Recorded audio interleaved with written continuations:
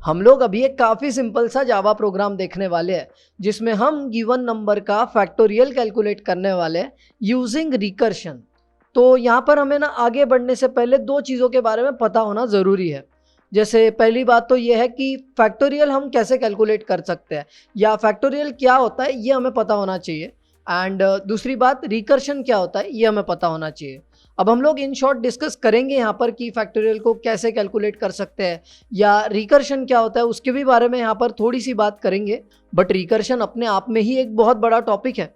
तो अगर आप रिकर्शन को और डिटेल में जानना चाहते हो और डिटेल में रिकर्शन को सीखना चाहते हो तो आपको ज्ञानी पंडित पर रिकर्शन का एक डिटेल ट्यूटोरियल मिल जाएगा जिसकी लिंक हम आपको डिस्क्रिप्शन में दे रहे हैं। उस ट्यूटोरियल के जरिए आप रिकर्शन को और भी डिटेल में पढ़ सकते हो। तो एनीवेज हम लोग यहाँ पर आगे बढ़ते हैं और अपना जावा प्रोग्राम देखते हैं। अब जरा ये समझ लेते हैं कि फैक्टोरियल क्या होता है या फैक्टोरियल को हम लोग कैसे कैलकुलेट कर सकते हैं।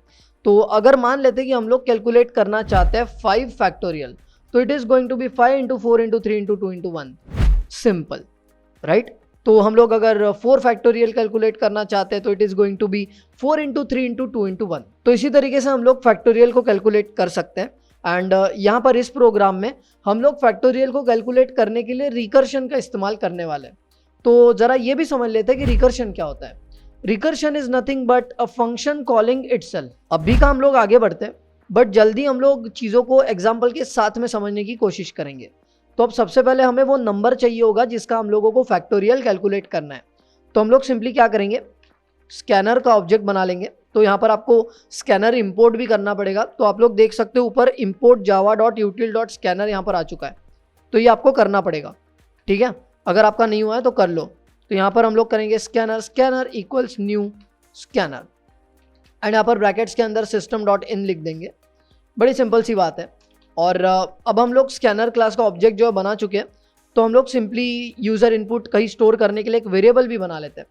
तो हम लोग करेंगे int number and equal to हम लोग करेंगे scanner dot next int, simple, right. इससे हमें जो नंबर है वो यूज़र इनपुट मिल जाएगा। अब यहाँ पर हमें रिकर्शन करना है। तो रिकर्शन करने के लिए हमें यहाँ पर फंक्शन की ज़रूरत होगी। तो हम लोग यहाँ पर मेन क्लास के अंदर आएंगे एंड हम लोग यहाँ पर मेथड बनाएंगे। मेथड इसलिए क्योंकि हम लोग यहाँ पर क्लास के अंदर है, ठीक है। अब हमारी मेथड जो होगी ना वो स्टैटिक होगी। स्टैटिक करने से हमें ये फ़ायदा होगा कि हम लोग मेथड को डायरेक्ट कॉल कर पाएंगे, ऑब्जेक्ट की हमें ज़रूरत नहीं होगी, ठीक है।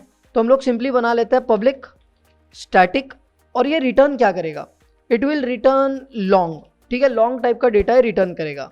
एंड मेथड का नाम हम लोग रख देते हैं फैक्टोरियल, ठीक है। सिंपल है। हमें इसे नंबर भी देना पड़ेगा, जिस नंबर का हम लोग फैक्टोरियल कैलकुलेट करना चाहते हैं वो नंबर, राइट। तो वो भी दे देते हैं। एंड या सिंपली वी आर डन। इस मेथड के अंदर आ जाते हैं। अब हमें वो चीज़ें जो करनी है वो हम लोग यहाँ पर कर लेते हैं। अब देखो हम लोग कुछ चीज़ें जानते हैं कि 0 का फैक्टोरियल आता है 1 और 1 का भी फैक्टोरियल आता है 1, सिंपल है।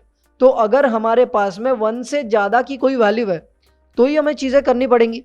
तो हम यहाँ पर उसके अकॉर्डिंगली ही कंडीशंस लिखने वाले हैं, ठीक है। अब यहाँ पर एक होगी बेस कंडीशन, तो इसे भी ज़रा समझ लेते हैं। यहाँ पर सिंपली क्या होने वाला है, हम लोग रिकर्शन करने वाले हैं। मतलब क्या है कि फंक्शन खुद को कॉल करेगा, करता रहेगा करता रहेगा करता रहेगा।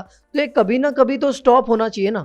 तो उसके लिए हम लोग बेस कंडीशन दे देते हैं कि अगर ये ट्रू हो गया तो यहाँ पर कॉल नहीं होगा फिर से, सिंपल है, राइट।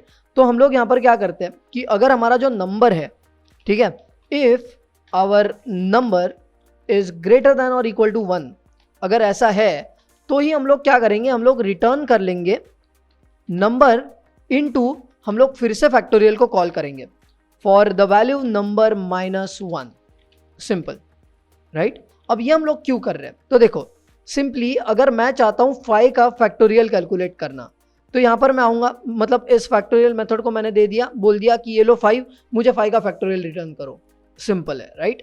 तो हमने यहाँ पर क्या किया, देखो यहाँ पर आए अंदर और हमने ये चेक किया कि क्या ये जो नंबर है वो ग्रेटर देन और इक्वल टू 1 है। तो क्या 5 1 से बड़ा है या 1 है, जी हाँ बिल्कुल 5 1 से बड़ा है यहाँ पर। तो हम लोग सिंपली क्या करेंगे 5 × 4 का फैक्टोरियल। सिंपली यहाँ पर देखो ये जो वैल्यू मैंने हाईलाइट कर रखी हुई है ये क्या है, ये 4 का फैक्टोरियल ही तो है। 4 × 3 × 2 × 1, दिस इज 4 फैक्टोरियल। तो 5 का फैक्टोरियल अगर मैं कैलकुलेट करना चाहता हूँ तो इट इज़ 5 × 4 का फैक्टोरियल। तो इस तरीके से हम लोग चीज़ों को आगे बढ़ाने की कोशिश कर रहे हैं।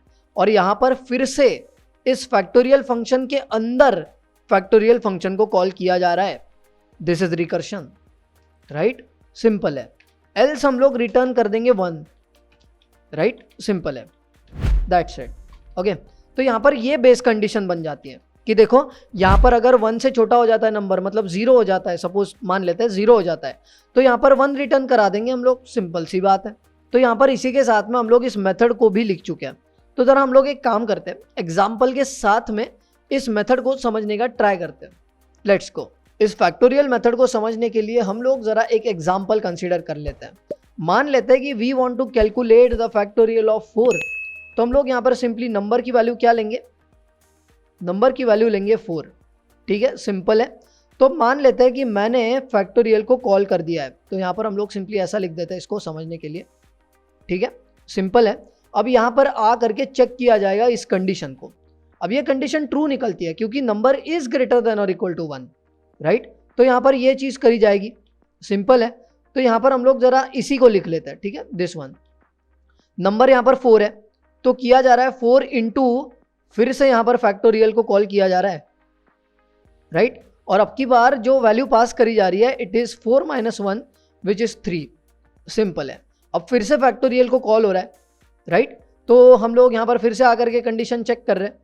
अब यहाँ पर फिर से कंडीशन ट्रू हो जाती है, तो हम लोग यही कर रहे हैं, सिंपल है। इसी को लिख देते हैं हम लोग। नंबर इस बार 3 है, तो हम कर रहे हैं 3 इंटू, फिर से यहाँ पर फैक्टोरियल को कॉल होता हुआ आप लोग देख सकते हो, राइट। हम लोग यहाँ पर इस बार क्या पास करेंगे, 3 - 1 दैट इज 2, सिंपल, राइट।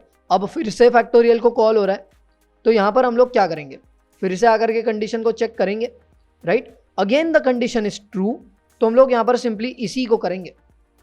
तो सिंपली यहाँ पर लिख देते हैं 2, क्योंकि जो अभी नंबर की वैल्यू है वो 2 है, राइट। 2 के लिए कॉल कर रहे हैं हम लोग, तो इट विल बी 2 इंटू, फिर से फैक्टोरियल को कॉल किया जाएगा, राइट। और अब की बार यहाँ पर 2 - 1 मतलब 1 को पास किया जाएगा। अब यहाँ पर फिर से कंडीशन चेक करी जा रही है, एंड क्योंकि कंडीशन अगेन ट्रू है, तो हम कर रहे हैं 1 मल्टीप्लाइड बाय, फिर से फैक्टोरियल को कॉल हो रहा है यहाँ पर फॉर अ वैल्यू 0, सिंपल है। अब यहाँ पर अगर आप देखोगे ये कंडीशन फिर से चेक होगी, एंड ये कंडीशन अब की बार फॉल्स है, तो यहाँ पे आया जाएगा और 1 रिटर्न कर दिया जाएगा। तो सिंपली यहाँ पर हमें रिटर्न वैल्यू मिल जाएगी 1, ठीक है। तो हम लोग यहाँ पर मिटा करके 1 लिख सकते हैं,